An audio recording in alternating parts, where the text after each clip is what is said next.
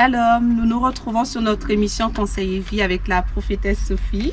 Shalom. Shalom. Aujourd'hui, nous allons parler des fiançailles. Les fiançailles, une étape importante pour les personnes qui aspirent au mariage. Donc voilà, aujourd'hui, nous avons la grâce et encore le privilège d'être avec la servante de Dieu, la prophétesse Sophie, qui va prendre le temps de répondre à ces questions que nous nous posons lorsque nous sommes en contact avec une personne. Donc, si nous parlons des fiançailles, la première question que je vais poser à la servante de Dieu, c'est est-ce que tu peux nous expliquer qu'est-ce que les fiançailles, plus exactement, et à quel moment peut-on parler de fiançailles? Parce que c'est vrai qu'on a tendance à dire mon fiancé, ma fiancée. Donc, si tu peux nous éclairer sur cela, et puis voilà. D'accord, shalom à tous, soyez pleinement bénis. Et voilà, c'est un thème très très important et très fondamental pour notre marche en Christ aussi, parce que les fiançailles aussi et qui nous préparent au mariage, c'est un héritage aussi de Dieu. Donc il est important de réussir vraiment ces fiançailles pour rentrer pleinement dans un bon mariage. Voilà, on va dire ainsi comme cela. Donc on peut pas parler de fiançailles sans parler de choix. Parce que de fois, on veut se fiancer, mais on n'a pas encore, mais on n'est pas focalisé sur le choix de la personne. Donc, pour réussir d'abord ces fiançailles quelque part, il faut déjà qu'on prenne conscience de la notion du choix.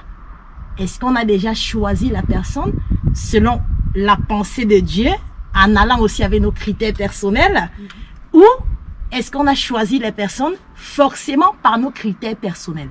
Déjà, là, si on a raté le choix, forcément, le fiançailles va pas très bien se dérouler. Donc, le fiançailles, c'est plus un temps qui marque un engagement. Voilà. Je ne parle pas d'union libre. Il y a des personnes qui vivent en union libre, ou concubinage, on peut le dire, et se disent, je suis fiancé. Non. Voilà. Pour Dieu, on apprend à se connaître et on détermine un temps marqué. Ça veut dire, dans le fiançailles, il y a des conditions. On ne doit pas vivre avec la personne. Je préfère remettre ça dans le contexte. Hein. Voilà. On ne doit pas vivre avec la personne.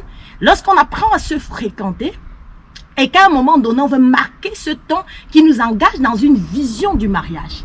Donc, elle va être marquée par un engagement suivi d'une promesse. Je parle bien, le fiançailles est marqué par un engagement. Ça peut être des paroles. Donc, pour une personne, nous conseillons en tant que servante de Dieu de voir les parents. On ne peut pas fiancer quelqu'un qu'on ne sait pas de qui est telle fille. Parce que deux fois, on veut se fiancer en cachette et faire n'importe quoi. Non. Lorsqu'on veut rentrer dans cette étape de fiançailles, de qui est la fille en fait? Bon, qui est sa source? Qui est son père? Donc, lorsqu'on a déjà résolu ce problème d'aller voir la source, malgré qu'on se fréquente, donc, et qu'on veut marquer maintenant ce temps, on se dit c'est elle, c'est lui. On a déjà vu exactement quel est notre choix. Et on veut dire c'est elle, c'est lui. On doit marquer ce temps par les paroles. Ces paroles nous engagent. Mais des paroles qui ont une vision du mariage. Donc, le fiançailles, c'est un temps de préparation en vue de se marier. C'est pas un temps pour nous amener à vivre en union libre. Et puis qu'il n'y a plus la vision du mariage. C'est plus la notion de fiançailles. C'est un engagement suivi d'une promesse de mariage. Mais un engagement qui est marqué en voie, on conseille la famille, les autorités spirituelles qui sont au courant effectivement que la personne est fiancée. Fiançailles ne veut pas dire mariage. Parce qu'il y a des personnes, la famille est au courant, l'autorité spirituelle est au courant, on peut faire n'importe quoi puisqu'on sait qu'on est déjà ensemble. Non. La Bible parle que Jésus-Christ, on est fiancé à un seul époux qui désire avoir cette fiancée en lin blanc. Donc, le fiançailles, c'est un temps de chasteté. C'est un temps, Dieu précise bien, c'est un temps où on se prépare. Alléluia. Dans la chasteté, dans la crainte du Seigneur, mais un temps où on se prépare pour connaître l'autre et que l'autre puisse apprendre à nous connaître. Je dis bien, c'est marqué par un engagement qui peut être des paroles suivies de la matérialisation de notre engagement qui peut être une bague. Officiellement, ça peut être la matérialisation, on parle bien de notre engagement. C'est pas trop la bague au départ. Plusieurs ont présenté leur petite bague, allez ma fiancée, non. C'est d'abord les paroles, spirituellement c'est les paroles, alléluia, qui vont nous engager. Mais un engagement qui n'est pas impératif, un engagement qu'on peut rompre. parce que c'est le fiançailles. C'est un engagement pour apprendre à se connaître. C'est pas un engagement de mariage pour vivre avec la personne définitivement, mais un engagement pour apprendre à se connaître en vue de vivre ensemble dans le mariage. Je ne sais pas si, voilà, j'ai essayé d'élargir vraiment bien le contexte pour essayer de toucher divers aspects. Donc, on peut matérialiser cet engagement maintenant par une bague. Mais, le but, c'est la promesse de mariage. Donc, c'est pas, on en a vu, hein. Je sais de quoi je parle. Alors, je te fiancie, je te mets à la maison. Bon, tu me fais les enfants. Il faut parler au cœur des personnes. Tu me fais les enfants et puis la promesse du mariage a disparu. On ne sait pas où elle est, la promesse du mariage. La Bible parle que Jésus, nous avons été fiancés à un seul époux, l'Église. Mais cet époux qui veut voir en temps de préparation avec un habit précis, des feux lin blanc qui symbolise la sainteté ou l'œuvre des saints. Dans le mariage, c'est un temps de chasteté. Je le précise bien. C'est un temps de crainte de l'Éternel, de peur de tomber dans ce que Dieu ne veut pas pour être combattu effectivement après dans notre mariage. Wow, je précise très bien. Parce que si on n'est pas chaste dans le mariage, dans le fiançailles, même lorsqu'on va se marier, on va constater qu'il y a des combats rudes. Mais parce que la porte a été ouverte où? Dans le fiançailles. Dans le fiançailles, selon Dieu.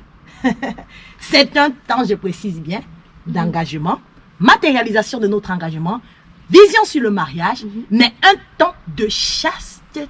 Il faut mettre l'accent dessus, où on est préparé à apprendre à se connaître dans tous les divers aspects. Que ça soit dans l'état d'esprit de la personne, que ça soit dans l'état d'âme de la personne et dans tout ce qui est aspect physique. Je ne sais pas si on se comprend très bien. Il y en a qui veulent se fiancer et commence seulement à regarder l'aspect physique sans regarder l'état d'âme de la personne et l'état d'esprit de la personne. Alléluia. Donc c'est un temps où on regarde l'état d'esprit, l'état d'âme et tout ce qui est physique et corporel. Voilà. Et ces trois entités nous aident à nous préparer en vue. Je précise bien qu'on ne quitte pas la vision du fiançailles en vue du mariage. Donc le fiançailles a deux issues. Donc, on peut le rompre. Quand je dis rompre, c'est mettre un thème.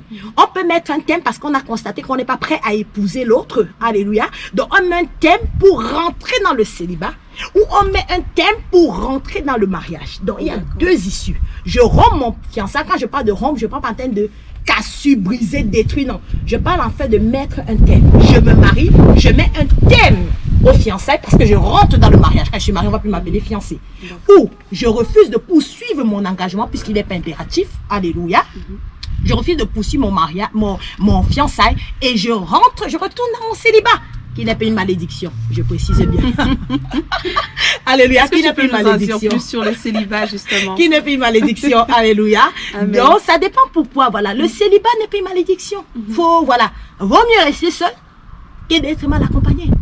Vaut mieux, on apprend à se connaître. Et puis, si on constate qu'on n'est pas fait l'un pour l'autre, vaut mieux ne pas faire un pas vers le fiançailles. Parce que le fiançailles, c'est pas une folie, c'est un engagement. C'est quelque chose qui nous engage devant les hommes aussi et devant Dieu, même si ça peut être rompable. Mais ça nous engage quelque part. Donc, c'est quelqu'un de mature qui peut se fiancer. Je précise bien. S'il n'y a pas une telle maturité, je vois qu'on va se fiancer partout. Hein. Alléluia. Amen. Donc, pour dire, donc, vaut mieux être célibataire. Voilà. Que de se marier. Mais la Bible déclare, si ton corps brûle, marie-toi. Mais se marier comment? Mais avec la bonne personne. Alléluia. Amen. Donc, je ne veux pas qu'on fasse passer le célibat pour une malédiction. Il y a des esprits qui nous empêchent de rentrer dans le mariage pour nous faire demeurer dans le célibat, si on est d'accord. Il y a un processus de délivrance, on va parler prochainement, un processus de délivrance pour rentrer vraiment dans ce mariage, dans ce que Dieu a destiné pour nous. Mais il y en a aussi des temps où Dieu permet que nous restons célibataires pour développer notre communion avec Dieu. Grandir avec Dieu, parce qu'il sait qu'à cette époque-là, si tu es marié, tu ne vas pas écouter. Il a besoin de te travailler, et soit de te travailler avant de te faire rencontrer l'homme de ta vie. Donc, on ne peut pas négliger ce temps de célibat, qui peut être un temps de préparation pour Dieu, pour ceux qui sont appelés au mariage. Mais celui qui ne veut pas se marier, la Bible met un accent dessus, il faut que ça soit volontaire. Il faut que ça soit volontaire. Donc, si on veut se marier, prenons aussi ce temps de célibat, pour apprendre à connaître Dieu, pour apprendre à grandir avec Dieu. Mais si maintenant on fréquente une personne et on constate que c'est pas la bonne, vaut mieux que de briser, je parle de briser, pas plus de rompre, que de briser le fiançailles, vaut mieux s'arrêter au niveau de la fréquentation. Parce que le fiançailles, ça relève quand même que la famille est au courant. Chez certaines tribus, voilà, de certains pays, voilà, dans le fiançailles, il faut une prédote, il faut une présentation. Donc, ça montre la famille qui est aussi impliquée. Et l'église peut-être qui est impliquée. Mais vaut mieux d'abord au niveau de la fréquentation, rompre la fréquentation, que d'arriver au fiançailles. Si on arrive au fiançailles et qu'on constate quelque chose d'honteux à la personne, ça dépend du différents domaines, on peut se retirer que de briser à la fin un mariage. Donc, vaut mieux rompre, briser une fréquentation. Si on traverse le palier de la fréquentation, on arrive au mariage, au fiançailles, on constate que ça ne va pas. Vaut mieux arrêter le fiançailles que d'aller briser un mariage. Je préfère bien, voilà, bien expliquer d'abord avant qu'on rentre vraiment dans le vif du sujet. Je préfère mettre déjà tout au clair parce qu'on a une société qui a ses valeurs, qui a ses normes et qui repousse ce que Dieu dit, en fait. Voilà. Et qui se dit, Dieu comprend. Dieu ne comprend pas. Dieu comprend sa parole. Je ne sais pas si Dieu ne comprend pas parce que les hommes, nous sommes dans une société où non, on fait comme ça chez tes. Non, Dieu ne comprend pas ça. Dieu comprend sa parole. Serviteur ou pas serviteur, Dieu comprend sa parole. C'est pas parce qu'on est homme de Dieu ou femme de Dieu qu'on doit détourner les principes du Seigneur. Non. C'est de même pour tous les enfants de Dieu parce qu'avant d'être serviteur de Dieu, on est enfant de Dieu. Je vais dire, c'est une parole pour tout le monde. Alléluia. Donc j'essaie déjà de recadrer tout le contexte avant qu'on puisse continuer à avancer dans notre cheminement. Amen, Voilà. amen, alléluia. Maintenant, si prenons le cas d'une personne qui a passé l'étape de fréquentation et qui s'est engagée, enfin, bon, les fiançailles, c'est quand même un engagement. Donc si la personne, disons qu'elle s'est engagée, comme tu nous as expliqué, par ses paroles et par les actes, en posant un acte, bon, on va dire physique, comme quoi une bague ou bien aller voir la famille, les familles sont d'accord, les deux familles sont d'accord et que maintenant cette personne-là se rend compte tout simplement que elle veut pas aller vers le mariage. Donc quel conseil tu peux donner à cette personne-là dans ce cas-là? Comment en fait, comme tu nous expliques que c'est rompable, comment rompre les fiançailles dans le célibat pour rentrer dans le célibat. Le célibat. Pour aller dans le célibat. Comment la personne en fait peut faire pour mettre fin à la relation. Voilà, parce que ça a quand même, si ça prend quand même cette tournure-là, c'est pas évident. Donc quel conseil tu peux donner à cette personne? Maintenant, je vais aller dans l'état d'âme de la personne. Il faut trouver où se situe le problème. Voilà. Il y a des personnes, Dieu leur a parlé, Dieu leur a dit c'est ton mari ou c'est ta femme. Mais à l'intérieur de pourquoi la personne veut rompre, est-ce qu'à l'intérieur de la personne s'est imaginer un critère physique? Il y a des personnes qui grandissent avec des critères physiques. Hein. Quand je parle de critères physiques, ça peut être la morphologie, ça peut être la couleur de peau, ou bien voilà comment la personne doit être. Et tout ça se passe intérieurement. Ce qui fait que lorsque Dieu permet qu'il rencontre une femme qui lui est peut-être destinée, il n'arrive pas à voir ou elle n'arrive pas à voir l'homme qui a été destiné parce que c'est imagé à l'intérieur d'elle ou de lui. Quand si c'est un homme, je veux marier une femme blanche. Je parle par exemple, je vais marier une femme de couleur claire. Je vais marier une femme de couleur noire. C'est des petits critères intérieurs. C'est pas mauvais. Oui. Mais si ces critères deviennent fondamentaux pour se marier, c'est où ça devient un problème. Donc il y a des personnes qui ont cultivé un critère physique qui a fini par devenir charnel. Donc il s'est dit, je vais marier une femme claire de peau. Donc, toutes les femmes noires qui vont venir, lui, il n'est pas d'accord. Donc, même si c'est Dieu qui dit, il cherche sa femme claire de peau. Donc, ça devient un critère, c'est important d'avoir le critère, mais ça devient un critère fondamental, essentiel, vital pour lui. Et c'est où le danger arrive. Donc, est-ce que la personne a constaté que le critère qu'il avait intérieurement est devenu charnel? Par exemple, voilà. Ou la femme qui elle lui est destinée, mais lui, il n'avait pas prévu ça dans son cœur. Il voulait une femme comme cela, grosse, fine, mince, blanche, je ne sais quelle couleur, voilà, ou noire. Mais est-ce qu'il rompt par rapport à cela? Il y a des personnes, c'est la condition, je ne sais pas trop, peut-être ça peut concerner quelqu'un. Mais il y a d'autres personnes aussi qui veulent rompre. Pourquoi? Parce qu'on les a posées dans le fiançailles des conditions. Il faut le parler. Donc, l'homme a peut-être simplement dit à la personne, voilà, si nous n'avons pas de rapport sexuel, nous ne continuons pas jusqu'au mariage. Est-ce qu'on a posé une condition et que la personne ne pourrait pas suivre cette condition et veut se rétracter? On ne sait pas.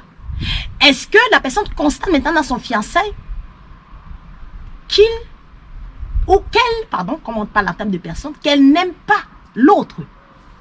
Il faut déjà regarder le contexte de l'amour. On ne sait pas trop. Ou est-ce que la personne constate où ça fait mal que son fiancé aime une autre personne? Ça peut arriver. Cette partie-là, ça peut arriver. Tu es fiancé, tout le monde connaît, mais tu aimes une autre femme dans ton cœur. Donc, j'ai regardé tous les contextes. Est-ce que c'est un critère physique qui s'est imagé, qui est en train de fausser sa vision? Ça peut fausser la vision. Voilà. Est-ce que c'est parce qu'il n'aime pas la personne? Pour lui, qu'est-ce que c'est aimer? Voilà. Est-ce qu'il veut que la personne lui fasse seulement du bien ou bien répond à ses attentes? Aimer, c'est répondre aux attentes de l'autre. Donc, il y a des personnes dans le fiançailles, comme la personne ne répond pas à mes attentes, c'est pas ma fiancée. Non, c'est pas ça. C'est à toi de répondre aux attentes de l'autre, en tirant l'autre à t'amener à répondre à ses attentes. C'est un équilibre. Mais si tu es que assis dans ton siège de fiançailles, en attendant que l'autre puisse t'apporter, parce que c'est le fait aiguise le fait. C'est deux mentalités, deux cultures, beaucoup de personnes qui doivent se frotter et qui doivent se construire. Donc, exactement. Donc si on ne comprend pas ça, on va dire qu'on n'aime pas. Non, c'est pas ça l'amour. L'amour s'affronte. L'amour désire construire. L'amour veut faire du bien à l'autre. L'amour comprend l'autre. Donc, il faut vraiment bien détailler. Est-ce que la personne a posé des conditions? Par contre, si c'est des conditions, il t'a posé, si j'ai pas de rapport sexuel avec toi, je t'épouse pas, vaut mieux ma soeur. Arrêtez tout de suite le fiançailles. je parle de conditions. Je ne parle pas de faiblesse de la chair. Il faut se parler, il faut se dire vrai. Tu avais un fiancé, une belle femme à côté de toi. C'est vrai qu'il peut avoir certaines réactions. On ne refuse pas. Mais c'est pour ça que la Bible nous interdit, voilà, de pouvoir, voilà, être près du... Parce qu'on ne sait jamais, la chair, elle a des convoitises. Voilà, je ne parle pas de cela. Voilà. Un homme qui est à côté de toi, il a des sensations. Non, c'est pas mon fiancé parce qu'il a des sensations. La chair peut réagir. On ne refuse pas. Mais si quelqu'un te pose une condition, si dans les fiançailles on n'a pas de rapport, je ne t'épouse pas. Là, par contre, ma soeur, sort de ce fiançailles. Faut être clair avec, voilà. Je parle de condition. Parce que pour Dieu, c'est fait pour une chasteté. C'est fait pour se préserver jusqu'au mariage. Mais si la personne est faible, prie le Seigneur, peut-être c'est ton fiancé, mais il est faible, hein, je ne sais pas trop. Voilà, prie le Seigneur, que le Seigneur le fortifie, que vous puissiez, voilà, apprendre à vous connaître sans vraiment tomber dans le péché. Voilà, ensemble, que vous vous évitez de vous voir, vous évitez de vous mettre en difficulté, de vous trouver des stratégies. Mais maintenant, si la personne te dit, c'est la condition, je ne te connais pas. Non. Quelqu'un qui découvre le mystère a touché ton sacré. Quand je parle de mystère, je parle de ta virginité. Je pense que quelqu'un, si quelqu'un découvre le mystère, il a touché le sacré. Je pense que c'est profond. Je ne sais pas si quelqu'un comprend très bien ce que je veux dire. Alléluia. Ton intimité est un mystère. Donc si quelqu'un découvre cela, il a touché ton sacré. Qui dit toucher le sacré dit porte ouverte aux esprits qui peuvent te combattre même si tu es marié. Je ne sais pas s'il y a quelqu'un qui me comprend. Le fiançailles n'est pas fait pour avoir des rapports sexuels. Faut qu'on recadre. Faut qu'on pose les choses très bien. Le fiançailles n'est pas fait pour avoir des rapports sexuels. Et Dieu ne le dit pas pour lui. Dieu n'a pas besoin.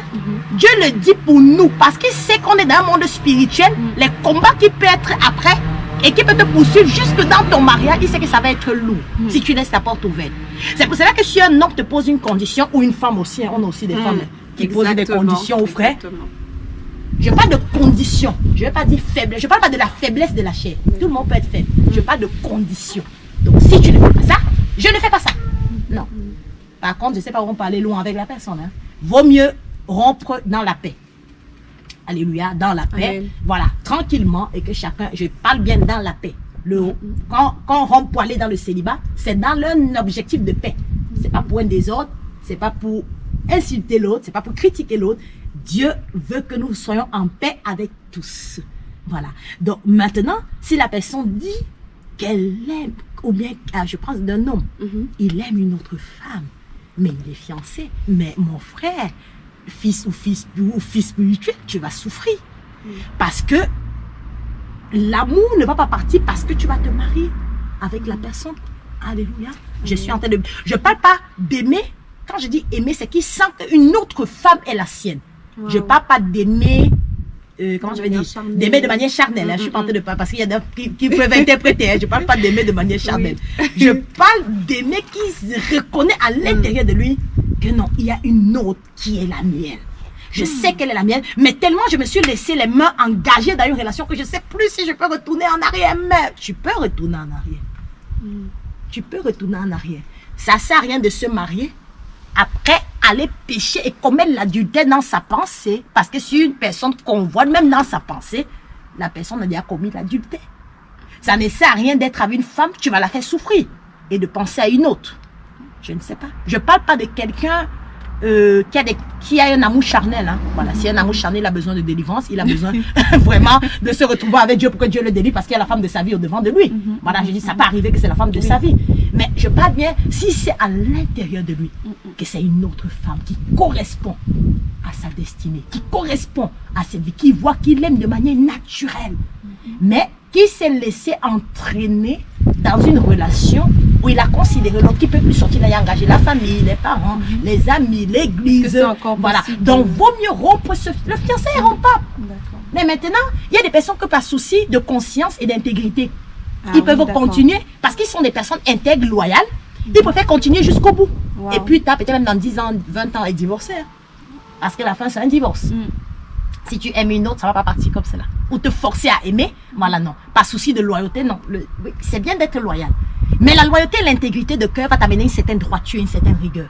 De pouvoir dire à la personne, en t'excusant, que là, tu ne peux pas continuer. Ça va t'amener à une certaine vérité, tu ne peux pas continuer. Quitte peut-être à ne pas lui dire pour la blesser, que tu aimes une autre. Mais tu ne peux pas continuer la relation. Donc, je ne sais pas si, voilà, si on essaye de se... Je vois que c'est un peu... C'est très enrichissant. On est en train de parler, hein, voilà. C'est un peu très enrichissant, mais je suis en train de dire, parce qu'il peut arriver, tu fiancies quelqu'un, mais tu sens que ce n'est pas ta personne. Hein, parce que j'ai parlé de conditions. S'il te pose une condition, le chemin est tout de suite. Hein. Voilà. Pas de rapport sexuel avec le mari. Il ne veut pas rester, c'est que ce n'est pas ta personne. C'est tout. Il part parce que tu ne lui as pas donné, voilà, tu n'as pas ouvert ton mystère ou ton intimité. Dieu ne peut pas envoyer une personne à l'intérieur de toi qui veut te détruire. Je parle bien. Je parle de conditions. Mais faiblesse de la chair, ça peut être ton fiancé, mais il est faible. Ça, je mets quand même, voilà. Il est faible parce que, voilà, il est proche de toi, il a envie de toi, voilà, il peut être faible. Mais la condition, c'est d'éviter de trop vous fréquenter, de peur de tomber dans le péché. Pas pour Dieu, pour vous. Parce que vous allez être combattu après, parce que le diable ne laissera pas cette porte ouverte. Et beaucoup ont été combattus dès les premières années de leur mariage parce qu'ils sont tombés dans le fiançailles. Faut pas croire. Et ces combats-là sont très longs. Hein. Tu peux tomber juste une nuit, mais le combat dans le fiançailles est très long.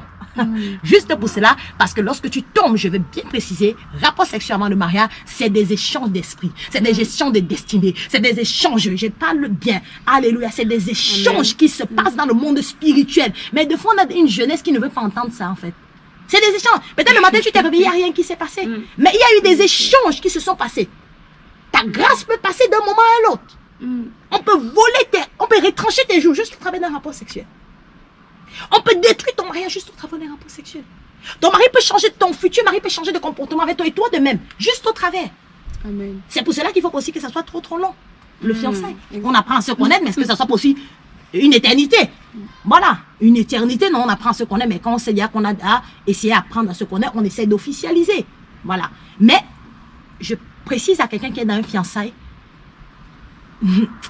ne vous mariez jamais avec quelqu'un que vous n'aimez pas. Je préfère être clair. Qu'on soit dans le ministère, qu'on soit sœur ou frère en Christ. Quand je dis aimer, je parle selon Dieu. Amen. Je regarde le contexte de l'amour. Je ne dis pas de quelqu'un qui te donne des frissons ou quelqu'un, non. Je ne parle pas de sensations. Je parle pas de sensations fortes ou non. Je parle de quelqu'un que vous aimez. La Bible parle homme intérieur et homme extérieur. L'os de mes os et la chair de ma chair. Avant qu'elle soit la chair de ta chair, il faut qu'elle soit un état intérieur qui te correspond. Et on doit regarder cela. Donc elle dit aimer, voilà. De peur d'être malheureux. On finit avec apporter la belle robe blanche. Après on est malheureux. Parce que ce n'est ni un pasteur qui viendra vivre chez toi. Ce n'est ni ton frère en Christ, ni ta soeur en Christ qui viendra vivre. Ce n'est ni, je ne sais pas, une amie qui viendra vivre chez toi. C'est toi, après le mariage, qui va te retrouver avec cet homme ou cette femme. Et maintenant, c'est là où la vie commence. Donc, si tu ne l'as pas aimé, dans son état d'esprit, dans son état d'âme, et de manière corporelle, ça sera compliqué. Alléluia. De vivre un mariage. Je parle pas mariage où tout le monde voit la bague. Je parle d'un mariage équilibré, heureux, selon Dieu. Alléluia. Amen. Amen. Est-ce que tu peux aussi nous expliquer par rapport à la, comment dire ça, à la durée? Parce que c'est vrai que de fiançailles, parce que c'est vrai qu'on a des personnes qui se rencontrent, mais on va dire qui directement s'engagent pour le mariage. Bon, ils parlent des fois de je sens que c'est la personne que Dieu veut, je sens que cette personne-là est pour moi, je l'aime, bon, la personne aussi m'aime. Donc directement, ils se projettent, pas se projeter, mais ils mettent déjà en place l'étape du mariage. C'est-à-dire après la rencontre, ça va vers le mariage. Donc, est-ce que tu peux nous expliquer, c'est-à-dire d'abord, est-ce que les fiançailles, c'est une étape obligatoire, on va dire, et aussi l'importance de passer par cette étape-là? Voilà, si tu peux nous... Je peux dire conseiller. Oui, voilà. Je peux aller sur état conseil. C'est quelque chose qu'on conseille aux personnes. Voilà. Et si on va se marier de manière brutale, forcément, on va casser le mariage plus tard. Donc, c'est une étape fondamentale. C'est une étape même, je vais dire, vitale, le fiançailles. Parce que l'on peut encore se rétracter. Mais dans le mariage, je parle selon Dieu, je parle pas selon notre norme de la société, mais selon Dieu, on ne doit pas se rétracter. Voilà. Donc, quelqu'un qui est fiancé, la question c'était quelqu'un qui est fiancé, voilà, qui a vu sa fiancée et qui se sont rencontrés, ils veulent tout de suite, non. Tout de suite se marier. Je conseille, on va plutôt dire, nous sommes dans conseil et vie. Voilà.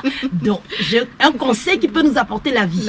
Voilà. Amen. Donc, je conseille de prendre le temps de connaître, de fréquenter. Entre guillemets, je parle de la personne. Quand je dis connaître, c'est un peu, chacun peut entendre connaître comme il veut.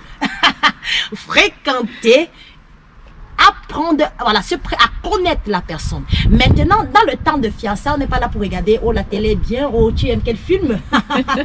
Parce qu'il y en a dans le temps de fiançailles, on cause n'importe quoi. Oui. Les choses que je peux causer avec mon frère ou ma soeur, j'ai pas besoin de causer ça avec mon fiancé. Bon, que ça peut être des loisirs, voilà, mais c'est pas des trucs fondamentaux. On doit causer de l'éducation des enfants. On doit causer combien d'enfants? Des enfants déjà. Est-ce qu'il a besoin des enfants ou pas? On doit causer comment je dis, de la sexualité. Faut casser un peu les tabous. Parce qu'il va te demander quelque chose dans le mariage que tu ne pourras pas faire. Voilà. Donc, ça par contre les chrétiens, je vois il y a les gens qui froissent le visage, sexualité. On n'en va pas causer. Non. On n'a pas besoin de causer des profondeurs. Mais on a besoin d'en parler parce qu'on est dans une société où c'est devenu libéral, où tout le monde fait ce qu'il veut. Donc, on a besoin de parler de cela. Voilà. On a besoin de parler de finances, de projets. Est-ce que c'est quelqu'un qui se projette? Parce que quelqu'un qui ne comprend pas déjà la vision de Dieu sur sa vie ne peut pas se fiancer. Tu vas prendre la femme pour amener où? Tu n'as déjà pas de vision. Tu ne vas pas prendre une femme et l'amener nulle part. Je ne sais pas. Donc, pour se marier ou pour prendre l'étape de fiançailles, il faut connaître déjà la vision que Dieu a mis en toi. Quand je dis à peu près, donc est-ce que tu es un homme qui visionne? Est-ce que tu es un homme qui te projette? C'est pas question d'avoir des finances. Tu peux avoir des finances, même être riche, mais tu ne te projettes nulle part. Je ne parle pas de finances. Je parle de capacité de se projeter avec son épouse. Voilà. Est-ce que tu as un rêve? Donc, c'est des choses qu'on doit causer dans le fiançailles. Et essayer de s'adapter. Est-ce que c'est vraiment en fonction de ses réponses ou à peu près? Parce qu'on n'a pas oublié la notion de la prière au-delà de tout ça. J'explique juste ce qu'on peut entre nous. Mais après, la grâce de Dieu vient au-dessus. Il faut se mettre en prière. Je parle déjà de ce qu'on peut entre nous, ce qu'on peut gérer entre nous. Et le reste, parce que Dieu nous a donné des capacités aussi de gestion, de gérer des gens entre nous. Et puis le reste, on peut demander, est-ce que la personne est en train de... Parce qu'il y a des gens qui peuvent jouer un film. Tu lui parles des choses, il va te dire tout ce qui va t'intéresser. Mais après, il y a le rôle du Saint-Esprit pour prier et savoir que est-ce que les réponses elles sont véridiques. C'est ça que je suis en train de parler. Donc, on doit être sincère dans notre fiançailles. La Bible déclare que Dieu nous a fiancés, comme elle dit, en vérité. Dans la notion de fidélité, c'est pas seulement dans le mariage. C'est dans le fiançailles. Amen. La notion de vérité, c'est pas seulement dans le mariage, c'est dans le fiançailles. Donc, quelqu'un qui n'est pas vrai dans le fiançailles ne sera jamais vrai dans le mariage. Quelqu'un qui n'est pas fidèle dans le fiançailles à plusieurs fiancés ne sera jamais fidèle dans le mariage. Voilà. Donc, la notion, donc, causer dans ce temps de fiançailles, on cause pas seulement des films, je sais pas, des choses qui ne nous servent à rien. Voilà. Mais des choses qui vont bâtir un foyer, construire un foyer de ministère, de vision. Voilà. Si tu es un homme de ministère, si tu es un homme, est-ce qu'elle va tenir? Peut-être elle peut tenir lorsque Dieu n'a pas encore éclore sa grâce, mais quand lorsqu'elle va éclore sa grâce, est-ce que cette femme peut me suivre? Et ça, c'est la notion, on doit rentrer le Saint-Esprit dans nos actions pour commencer à prier, savoir est-ce que cette femme ou cet homme va tenir. Parce qu'il y a des personnes qui ont rencontré leur mari dans un certain palier, dans un bas de l'échelle. Quand ils se sont mariés, le Seigneur fait grandir le ministère, mais la femme n'a pas suivi. Donc, c'est très complexe le temps de fiançailles. Hein. C'est prier, jeûne, et puis apprendre à connaître. Donc, imaginons la personne tombe et pêche. La révélation de son mari, de son fiancé, ce que Dieu voulait lui montrer, ça va être voilé. Et c'est ça le but du diable. Mais tant qu'on reste chasse dans le fiançailles, Dieu va nous parler. Amen. Dieu va parler. Dieu parle. Il ne peut pas laisser une personne s'engager sans parler. Donc, il va effectivement parler. Donc, le fiançailles, c'est fait pour cela. Est-ce qu'il y a des personnes qui causent de sexualité?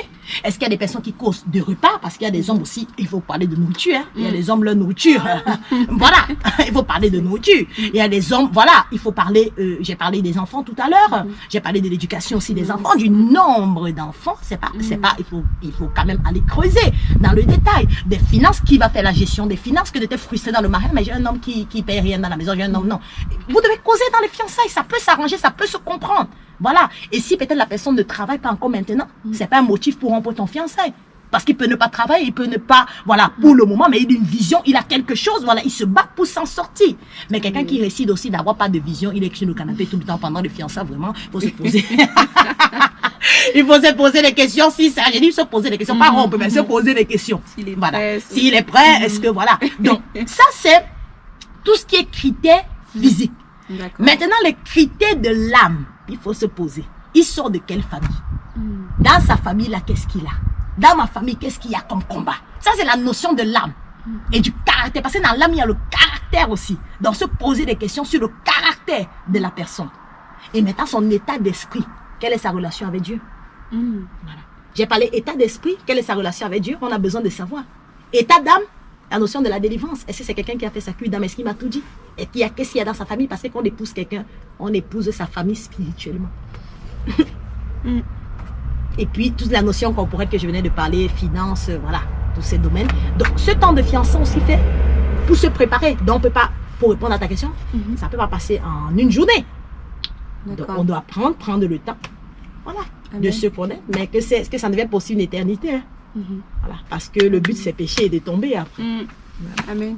Est-ce que tu peux nous approfondir un peu la partie où tu dis que c'est épouser une famille? Parce que peut-être un enfant de Dieu qui nous regarde peut se dire, mais la Bible me dit quand on quittera, on va s'attacher à son père. Enfin, l'homme quittera son père, sa mère et s'attachera à sa femme. Donc, dans quel contexte épouser la famille?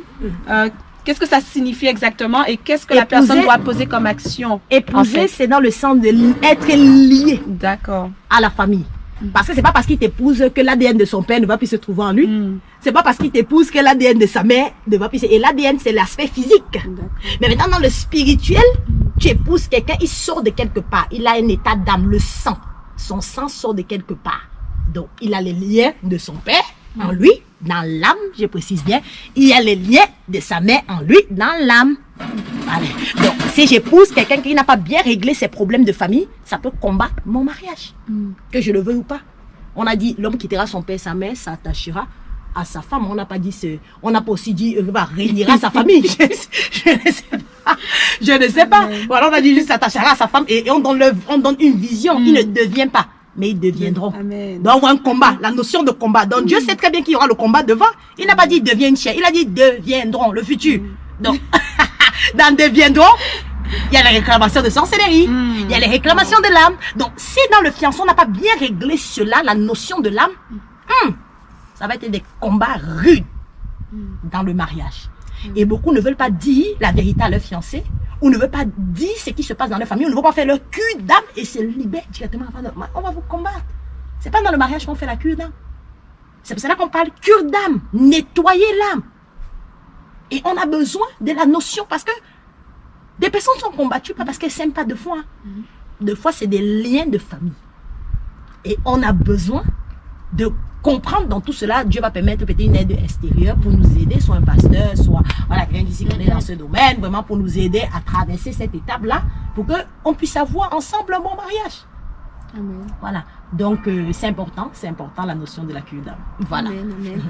Ben, on avance dans le temps, mais j'aurais une dernière question quand même, parce que c'est vrai qu'on parle de les fiançailles sont rompables.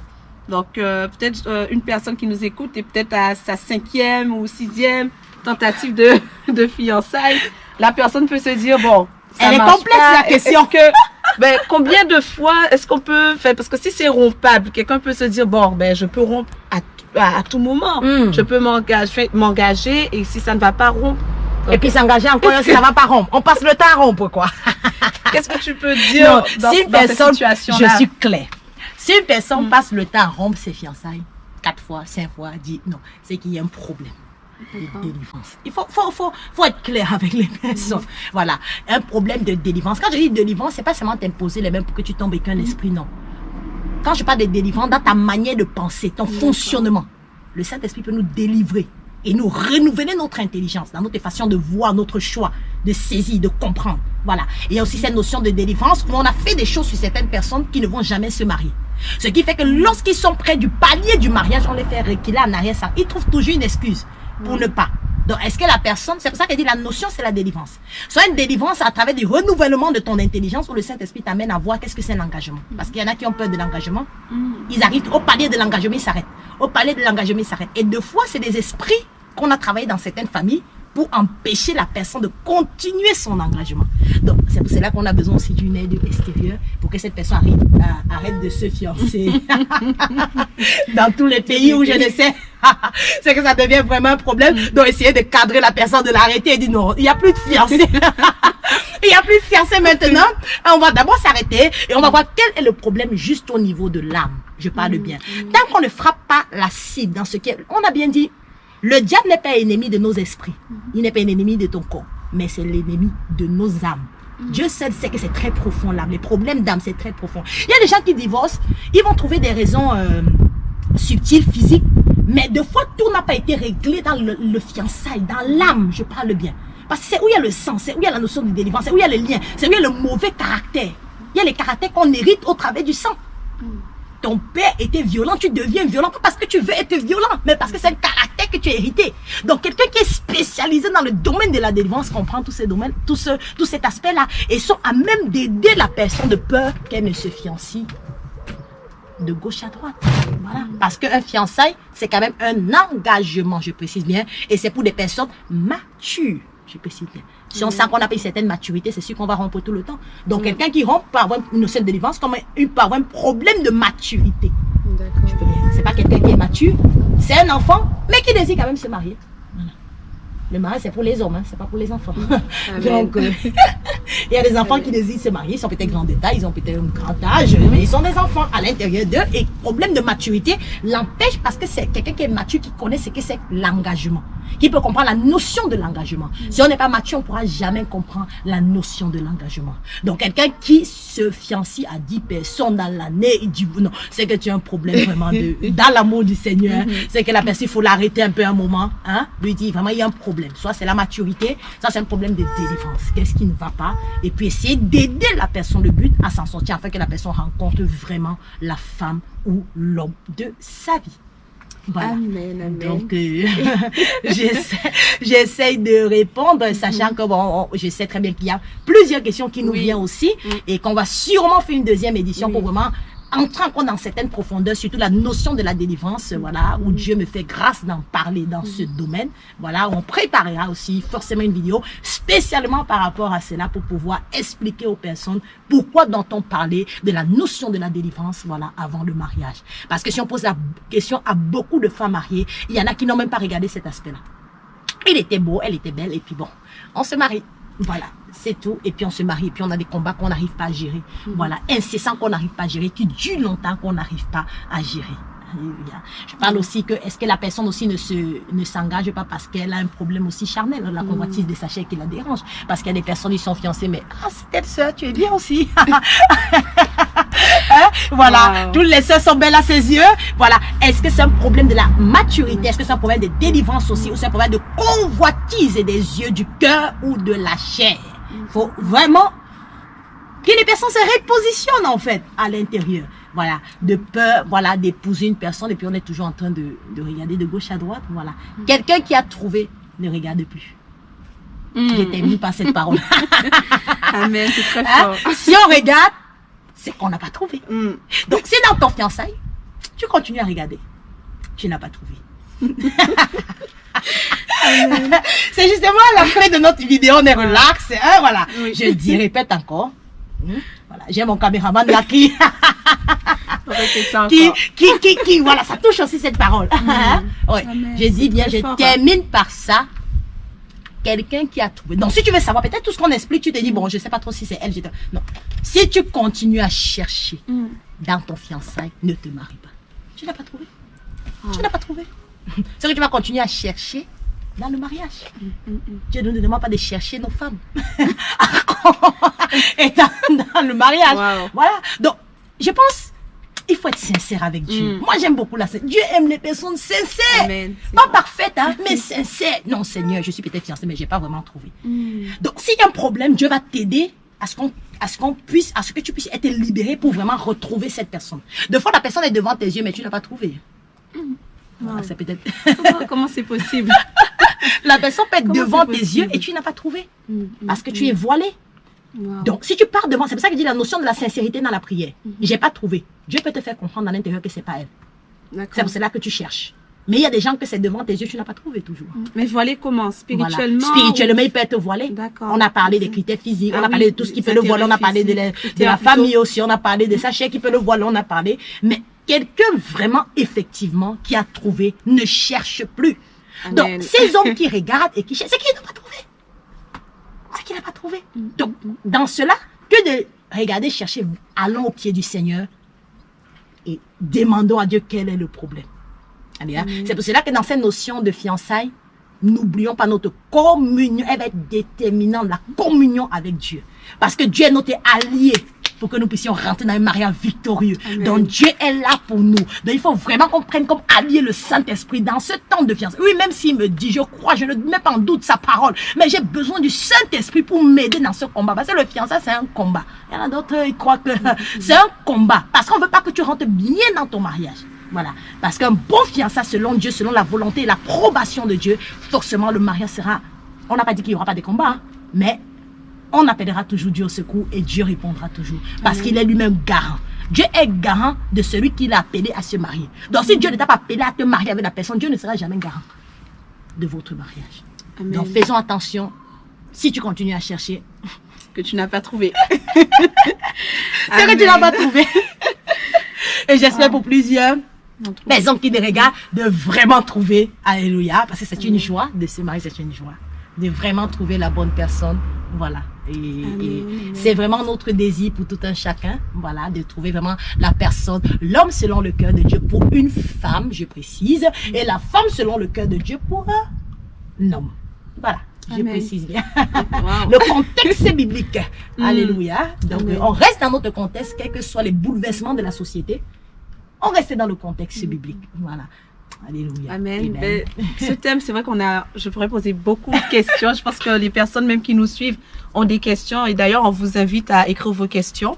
Mais on va s'arrêter là pour aujourd'hui et on va se retrouver très bientôt pour aborder le thème de la délivrance. Et franchement, merci beaucoup, prophétesse, parce qu'on est là, on voit plus clair, on comprend un peu plus. Même moi, ça m'édifie. Même si je suis déjà mariée, mais ça édifie. Donc, Ça édifie, voilà, Et exactement. je voudrais aussi savoir si c'est possible pour toi de prier, juste Voilà. avant qu'on termine, pour les personnes qui sont dans cette étape.